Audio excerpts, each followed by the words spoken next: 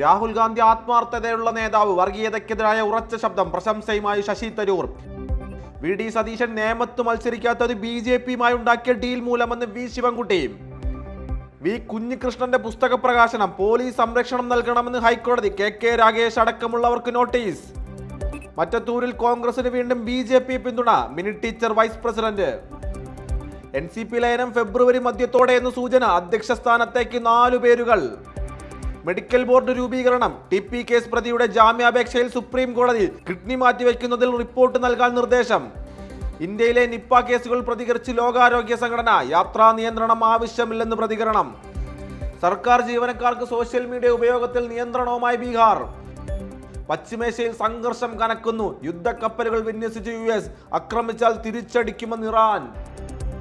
വീണ്ടും ട്രംപിന്റെ ഭീഷണി, അമേരിക്കയിൽ വിൽപ്പന നടത്തുന്ന എല്ലാ കനേഡിയൻ വിമാനങ്ങൾക്കും 50% തീരുവ ചുമത്തും.